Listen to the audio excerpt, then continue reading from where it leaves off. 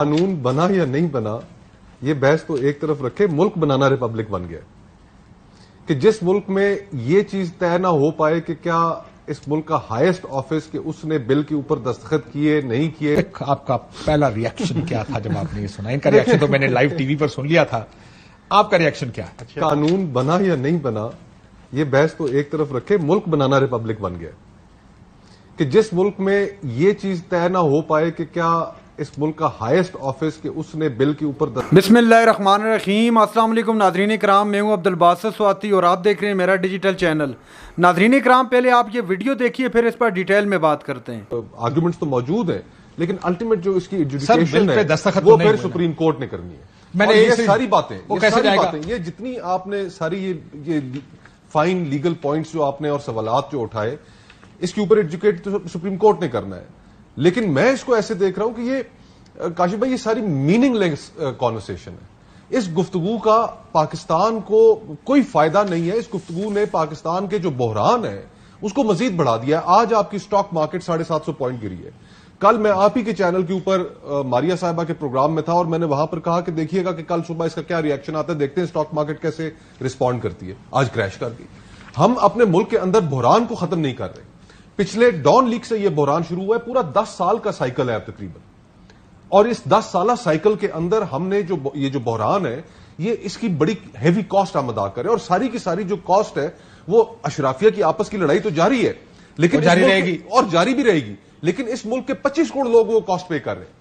اس بحران کی وجہ سے آپ کے ملک کے اندر کوئی انویسٹمنٹ کرنے کے لیے تیار نہیں ہے۔ اس بحران کی وجہ سے آپ کی معیشت ٹھیک کام نہیں کر رہی، اس کی وجہ سے آپ کو مہنگائی کرنی پڑ رہی ہے، قرضے لینے پڑے ہیں، مہنگی شرح پہ قرضے لینے پڑے ہیں، اور ساری کی ساری قیمت عوام ادا کر رہے ہیں۔ تو ہم یہ جو ساری جو ہماری ایلیٹ ہے جس میں ججز شامل ہیں، بیوروکریٹ شامل ہیں، سیاستدان شامل ہیں، جنرل شامل ہیں، ہم کب بیٹھ کے اس ملک کو ایک یہ آپس کے معاملے ریزالو کر کے ہم اپنی ایگوز کو سائڈ پہ رکھیں گے اور ہم لڑائیاں چھوڑ کے اس ملک کو آگے لے جانے کا فیصلہ کریں گے تب یہ ملک آگے جائے گا۔ میں تو حیران ہوں کہ ہم یہ کہاں لے کے جا رہے ہیں۔ آنےسٹلی ہمیشہ 75-76 سال سے جا رہے ہیں ادھر ہی لے کے جا رہے ہیں، اور کدھر لے کے جا رہے ہیں؟ تو ہمیں آئی ڈونٹ نو کہ یہ کس طرح کی یہ حرکتیں، آنےسٹلی میری اٹس بیونڈ می کہ اتنے بڑے بڑے لوگ ہیں، اتنے بڑے بڑے عہدے ہیں ان کے پاس، خدا کا واسطہ ہے کہ آپس کے اندر بیٹھ کر یہ معاملات سلجھائیں، اس ملک کی عوام کو اس بحران سے جان چھڑائیں، یہ کرائسس ہمیں لے ڈوبیں گے۔ میں ایک چیز آپ کے پاس آنے سے پہلے، آپ ڈپٹی اسپیکر رہے ہیں، میں جاننا چاہوں گا کہ کیا پروسیجر رہا ہے؟ ظاہر آپ کے پاس بھی بلز آتے ہوں گے، چند بلز جو صدر پاکستان نے واپس بھیجے، ہم چاہیں گے وہ اسکرین پر چلیں۔ اس میں امینڈمنٹس پروپوز کی گئی صدر صاحب کی جانب سے، مختلف قوانین پر مختلف چیزیں ان کی جانب سے سجیسٹ کی گئیں کہ اگر اس کو اس طرح کر لیا جائے تو بہتر ہوگا۔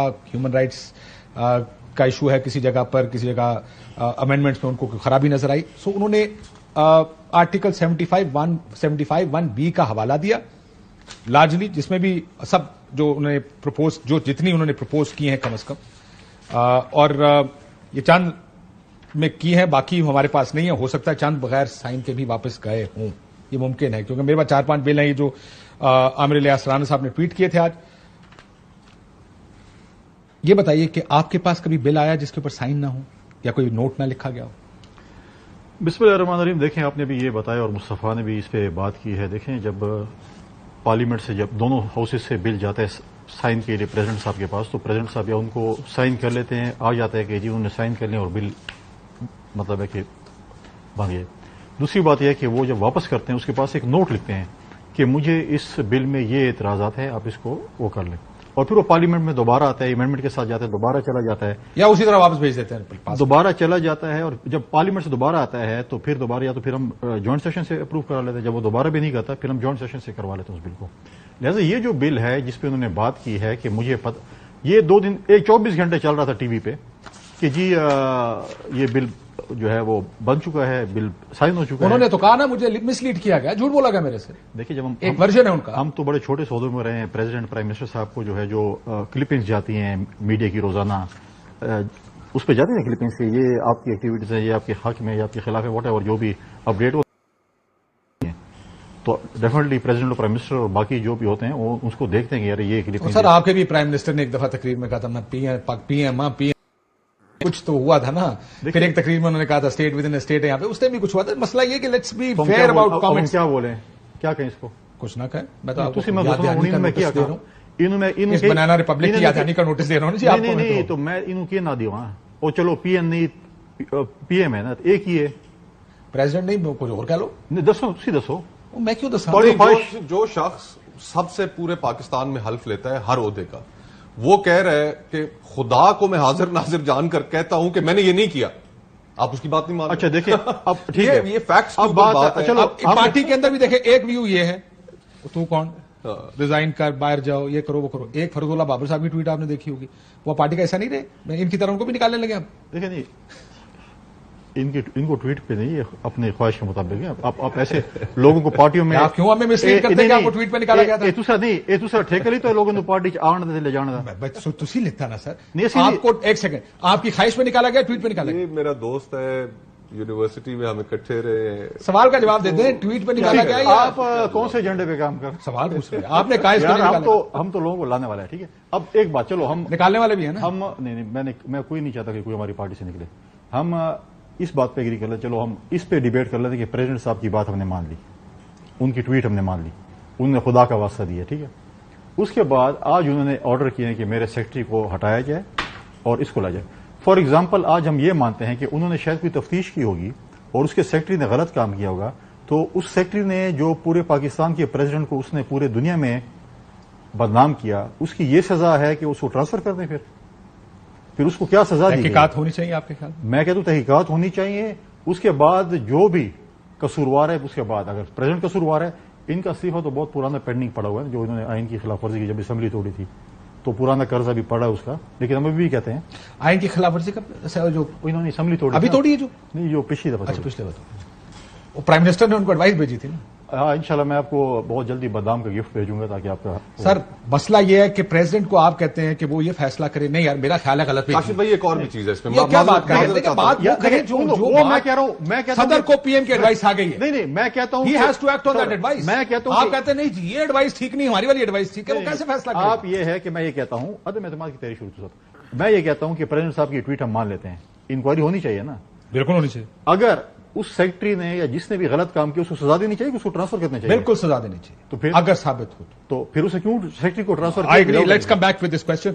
ناظرین کرام آپ نے ویڈیو دیکھی جس میں ایک پروگرام کے اندر کاشف عباسی صاحب کے ساتھ مصطفیٰ نواز کھوکھر صاحب, یا بخوبی جانتے ہیں کہ وہ پاکستان پیپلز پارٹی کے اہم رکن رہ چکے ہیں, اب ان کو ماضی کا کہہ سکتے ہیں کہ سابقہ پاکستان پیپلز پارٹی کے رکن, اور فیصل کریم کنڈی صاحب جو ابھی بھی پاکستان پیپلز پارٹی کا حصہ ہیں. انہوں نے سوال اٹھایا, بیسیکلی سوال تھا جو پریزیڈنٹ آف پاکستان عارف علوی صاحب نے جو حالیہ ایک بیان تو نہیں دیا بلکہ ٹویٹر پر انہوں نے ایک ٹویٹ کیا کہ میں خدا کو حاضر ناظر جان کر یہ کہتا ہوں کہ میں نے بلوں پر دستخط نہیں کیے اور میری حکم عدولی کی گئی. اس حوالے سے بات چیت کر رہے تھے. ایک سائڈ پہ تو فیصل کریم کنڈی صاحب تھے, مصطفیٰ نواز کھوکھر صاحب کو پارٹی سے کیوں نکالا کیوں نہیں نکالا, اس حوالے سے پہلے ان کے درمیان ٹھیک ٹھاک گرما گرم قسم کی گفتگو ہوئی, وہ آپ نے دیکھی. لیکن یہاں پر تھوڑی سی بات میں کر لوں بل کے حوالے سے, چونکہ وہ بہت زیادہ زیر بحث ہے تو اس پر اس لیے بات کرنا بہت ضروری ہے. پریزیڈنٹ آف پاکستان جب یہ کہہ چکے ہیں کہ انہوں نے دستخط نہیں کیے, یہ تشویش کی بات نہیں کہ وہ دستخط ہو گئے, وہ بل پاس ہو گیا, وہ کبھی بھی ہو جانا تھا, اس کا اتنا ایشو نہیں ہے. یہاں پر سب سے بڑا ایشو جو آ رہا ہے وہ یہ آ رہا ہے کہ اگر بل پر دستخط موجود ہیں اور وہ پریزیڈنٹ آف پاکستان نے نہیں کیے تو یہاں پر سوال یہ پیدا ہوتا ہے کہ وہ دستخط پھر کس نے کیے. اور آج جو سب سے بڑی ڈیولپمنٹ ہوئی وہ یہ کہ صدر پاکستان نے اپنے سیکرٹری کی ٹرانسفر کر دی ہے, جس کی بھی بہت زیادہ ابھی بونچال سا آ گیا میڈیا پر. یہ کل سے جب سے یہ خبر سامنے آئی ہے کہ پریزیڈنٹ آف پاکستان نے انکار کر دیا کہ میں نے ان پر دستخط نہیں کیا, ایک سیکرٹ ایکٹ کے حوالے سے تھا اور دوسرا آرمی ایکٹ کے حوالے سے. سیکرٹ ایکٹ کو تو بہرحال چیلنج کر دیا ہے لاہور ہائی کورٹ کے اندر. اب کورٹ اس پر کیا اپنی ڈائریکشن دیتی ہے یا کورٹ اس پر کیا فیصلہ دیتی ہے وہ تو دیکھنا ہے ابھی. لیکن اس سے پہلے جو پریزیڈنٹ آف پاکستان کے عہدے کو, جو اتنا بڑا منصب ہے, پاکستان کا سب سے بڑا اگر کوئی آئینی منصب ہے وہ پریزیڈنٹ آف پاکستان کا ہے, اس منصب کے ساتھ جو اس وقت ہو رہا ہے, جو سامنے آ رہی ہیں خبریں کیا میرا سوال ہے یہاں پر کہ کیا عارف الوی صاحب نے یہ ٹھیک کیا؟ یہ انہوں نے ٹھیک میڈیم یوز کیا کہ اپنا جو ان کا اعتراض تھا یا ان کا جو سوال تھا انہوں نے آ کر اس طرح میڈیا پر بتایا، یا اس کی کچھ اور بھی لیگل طریقہ کار تھے کہ ان کو اس طرح آگے جا کے پروسیڈ کیا جاتا؟ یہ ایک سوال ہے. اور دوسرا سوال یہ ہے کہ کیا پریزیڈنٹ آف پاکستان بااختیار ہے یا بے اختیار ہے؟ بہرحال یہ سوال اپنی جگہ پر سٹینڈ کر رہے ہیں. اور دوسری جانب آج اسٹاک مارکیٹ بھی کریش کر گئی، حالات آپ کے سامنے ہیں. اور مصطفیٰ نواز کھوکھر صاحب نے بھی کہا کہ یہ گزشتہ 10 سال کا یہ ٹائم پیریڈ جو گزرا ہے اس دوران جو ہے یہی ہوتا رہا ہے. یہ جو عدم استحکام ہے خاص طور پر ملک کے اندر سیاسی عدم استحکام، اس نے سارے ماحول کو جو ہے آلودہ کیا ہوا ہے. تو خدا را اس طرف آئیں کہ ملک کے اندر جو ہے بہتری والا ماحول ہو، استحکام آئے، پولیٹیکل استحکام آئے گا تو برہا میں کہہ چکا ہوں سیاسی استحکام اور ہمارا اکنامک استحکام بھی آ جائے گا انشاءاللہ. ناظرین اکرام، یہ تھی آج کی ہماری ویڈیو. چینل پر جو نے چینل کو سبسکرائب کر لیں. اگلی ویڈیو تک کے لیے اللہ حافظ.